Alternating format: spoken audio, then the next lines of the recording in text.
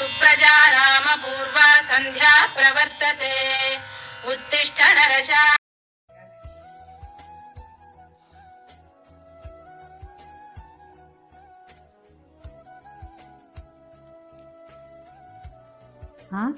ఏంటి ఈయన ఉదయమే ఏదో ఆలోచించేస్తున్నారో?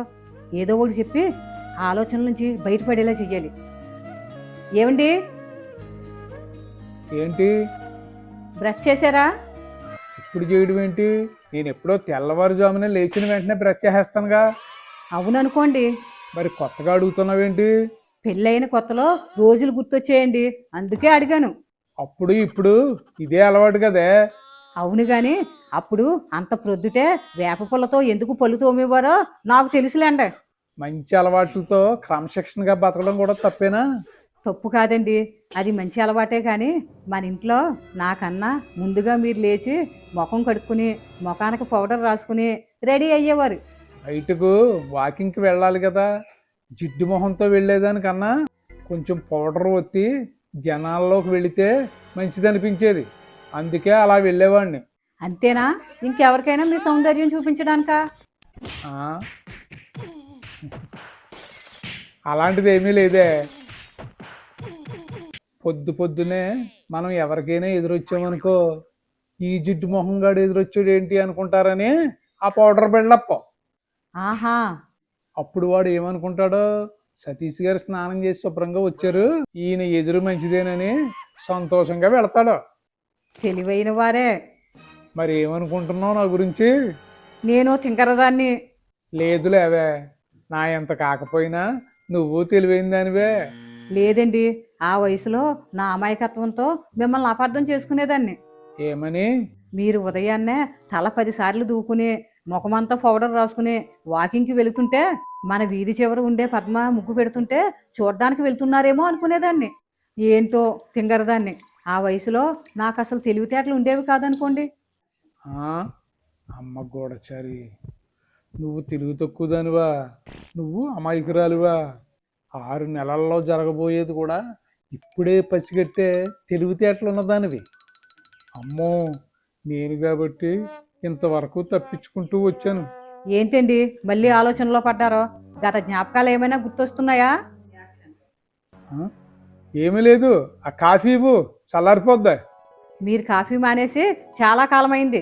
ఏంటో తడబడిపోతున్నారు. ఇదిగోండి వాము కషాయం. గతంలోకి వెళ్ళి వర్తమానం మర్చిపోయారనుకుంటా. అప్పటి సంఘటనలు అంత పటిష్టంగా ఉండేవి మరి.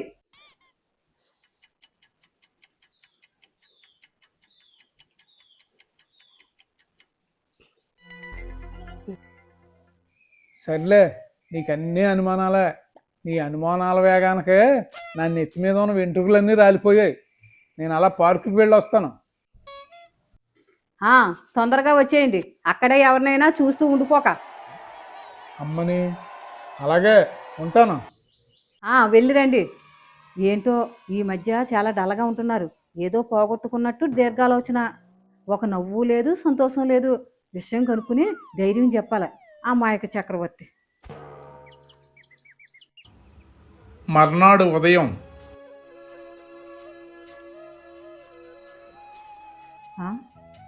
ఏంటండి మళ్ళీ అదే ఆలోచన? ఏమీ లేదే. పెళ్ళయిన దగ్గర నుంచి చూస్తున్నాను, మీరేమీ లేదంటే నాకు తెలియదా ఏదో ఉందని? ఇల్లంతా ఎలా నిశ్శబ్దంగా ఉందో చూసావా?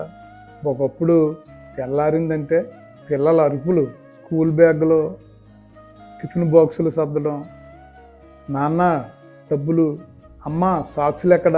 ఇప్పుడు ఫ్యాన్ సౌండ్ తప్ప ఏమీ వినిపించడం లేదు. జీవితం అంటే ఇదే కదండి. మనం చిన్నప్పుడు తల్లిదండ్రుల దగ్గర పెరిగాం, పెళ్ళయ్యాక వాళ్ళని వదిలి సంసారంలో పడ్డాం. అలాగే ఇప్పుడు మన పిల్లలు వాళ్ళ జీవితాల్లో బిజీగా ఉన్నారు. ఇందులో కొత్త ఏముంది? మనలాగే వాళ్ళు వాళ్ళ జీవితాన్ని నిర్మించుకుంటున్నారు. అది దూరం ఎలాగవుతుంది? కాలం బట్టే కదా ఎవరైనా నడవాలి. కొన్నిసార్లు మన అవసరం ఇంకెవరికీ లేదేమో అనిపిస్తుంది. అలా ఎందుకు అనుకుంటారో? నిన్నే కదా మన మనవడు వీడియో కాల్ చేసి తాతయ్య అన్నాడు. అవును. నా మాట వినండి, మనం ఇంతకాలం ఇంటి కోసం, పిల్లల కోసం, బాధ్యతల కోసం పరిగెత్తాం. ఇప్పుడు మన ఆరోగ్యం కోసం, ఆనందం కోసం అలా పార్క్కి వెళ్ళి కాసేపు నడిచి వద్దాం పదండి. సరే, ఈ రోజు నుంచి మళ్ళీ మన జీవితాన్ని మొదలు పెడదాం. దా.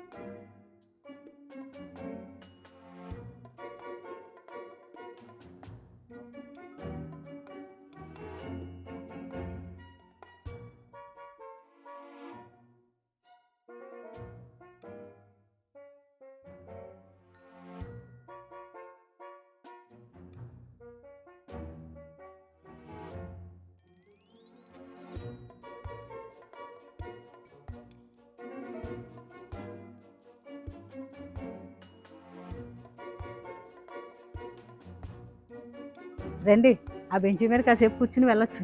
అడు.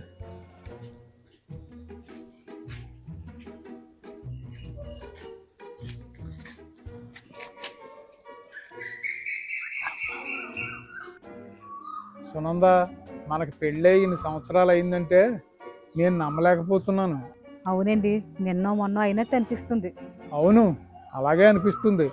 రోజులు ఇంత స్పీడ్గా గడిచిపోయాయా అనిపిస్తుంది. కానీ అప్పట్లో కళలు ఎక్కువ, ఇప్పుడు జ్ఞాపకాలు ఎక్కువ.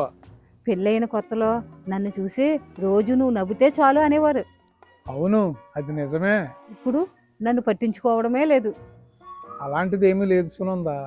నువ్వు ఉండబట్టే నేను ఇలాగైనా ఉన్నాను. నువ్వు లేకపోతే నా బ్రతికంతా శూన్యమే. గుర్తుందా, అద్దింట్లో ఉన్న రోజులు, చాలీ చాలని ఆదాయం, నెలాఖరుకి డబ్బులన్నీ అయిపోతే ఇద్దరం కూర్చుని ఎలా రోజులు గడపాలా అని ఆలోచించేవాళ్ళం. గుర్తుంది, కానీ ఆకలితో పడుకున్న రోజుల్లో ఏ ఒక్క రోజు కూడా మీరు అధైర్యపడలేదు. మనకు ముందున్నాయి మంచి రోజులని ధైర్యం చెప్పేవారు. నా పక్కన నువ్వు ఉన్నావన్న ధీమాయే.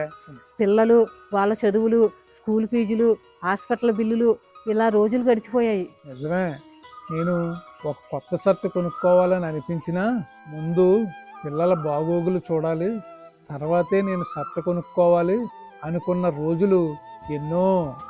తరువాత వాళ్ళ పెళ్ళిళ్ళు చేసాం. ఇప్పుడు వాళ్ళ పిల్లల్ని చూసి మనకు జీవితం అయిపోయిందనిపిస్తుంది. అవును, నిజమే సునందా. కానీ మనం అంత కష్టపడ్డాం. ఇప్పుడు వాళ్ళ జీవితంలో వాళ్ళు బిజీగా ఉన్నారు. ఎప్పుడైనా ఫోన్ చేస్తే నాన్న తర్వాత ఫోన్ చేస్తాం, బిజీగా ఉన్నాం అంటారు. అది వాళ్ళ తప్పు కాదండి, జీవితం అంటే అలాగే ఉంటుంది. ఇప్పటి వరకు వాళ్ళ కోసం బ్రతకం, ఇప్పటి నుంచి మన కోసం బ్రతుకుదాం.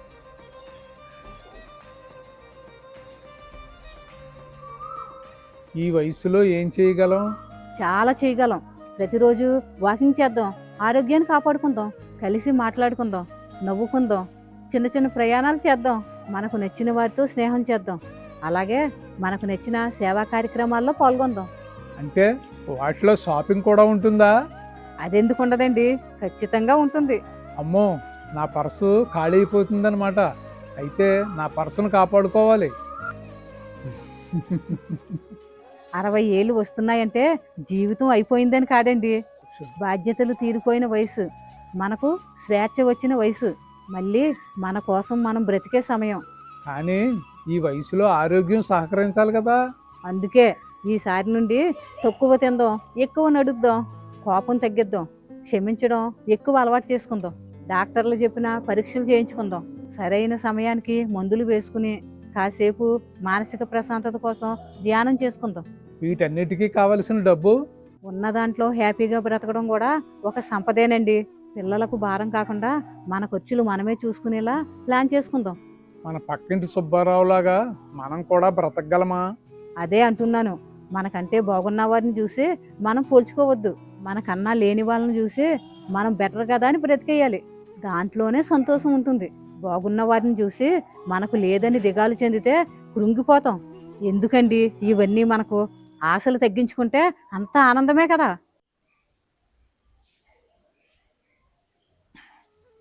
సునంద, నిజం చెప్పు. మన పిల్లల భవిష్యత్తు కోసం ఇప్పటి వరకు కలలు కన్నాం, సాధ్యం చేసాం. ఇప్పటి నుంచి మన జీవితాన్ని అందంగా మలుచుకుందాం. ఒక మాట గుర్తుంచుకోండి, వయసు పెరగడం అనేది ప్రకృతి సహజం. నవ్వుతూ జీవించమని ప్రకృతి ఇచ్చిన రెండో అవకాశం.